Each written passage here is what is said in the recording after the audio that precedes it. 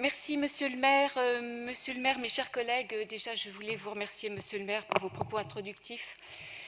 Car oui, nous allons parler aujourd'hui d'un homme qui est décédé, qui ne peut pas se défendre aujourd'hui. Et Dieu sait que s'il avait été là, il l'aurait fait avec panache, comme nous pouvions le connaître ici.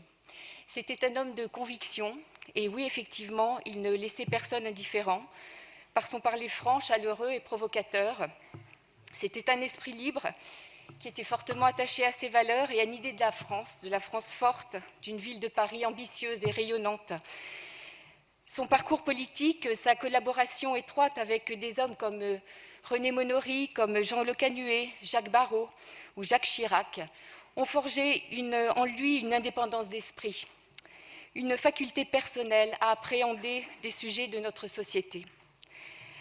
Alors cet esprit libre et ouvert, oui, il dérangeait, mais il incarnait et il plaisait aux administrés du 16e arrondissement, car il était un réformateur.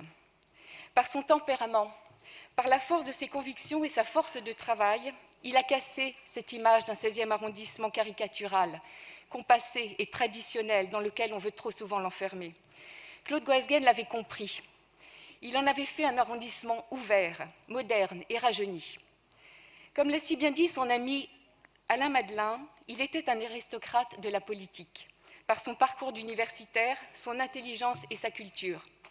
Son côté mousquetaire aussi, toujours prêt à relever le gant et à mener avec gourmandise et talent les joutes oratoires. Il pensait, comme les Romains, qu'un homme s'impose par la magie du verbe. Son éloquence, sans éloquence, point de salut. Il avait cet esprit rationnel fait de questionnements, aimant la contradiction. Oui, la contradiction, il l'aimait, pour mieux faire valoir la persuasion. Mais ce qui le caractérisait par-dessus tout, c'est qu'il aimait les gens. Il aimait les gens d'une manière authentique et sincère et généreuse. Et je dois dire que tous les élus qui sont ici parmi nous et qui ont pu le connaître, quels que soient les bords politiques, ne pourront pas renier cette chose. Claude Goasguen était ce qu'il était, mais tout le monde doit reconnaître que c'était un homme honnête, généreux et respectueux.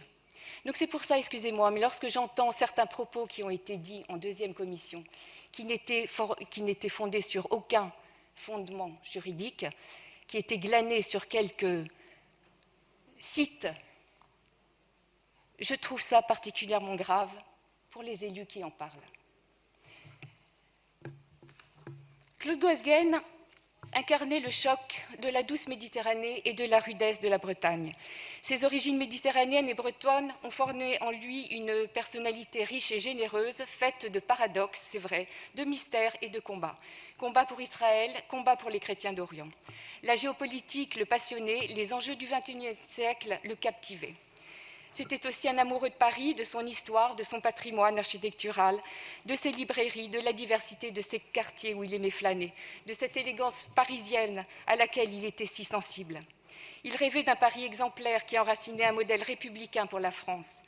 Paris devait rester la ville de l'excellence, lui qui était un pur produit de la méritocratie républicaine. Un Paris qui laissait à chacun sa chance de réussir. Le 16e arrondissement va s'enrichir d'une nouvelle place à sa mémoire, au cœur de Passy, là où il a livré tant de combats électoraux, à faire des campagnes de terrain inlassablement, mais toujours avec passion et conviction. Et oui, les convictions, c'est peut-être une chose qui est devenue rare en politique aujourd'hui, et je le regrette. Je tiens à remercier d'ailleurs la mairie de Paris d'avoir accepté aussi rapidement d'ailleurs de nommer cette place dans le 16e arrondissement. Il restera pour le 16e plus qu'un homme politique qui a défendu les intérêts de ses habitants. Il restera assurément un ami profondément humain et sympathique, reconnu par ses amis, mais également par ses ennemis, n'en déplaise à certains. Je vous remercie.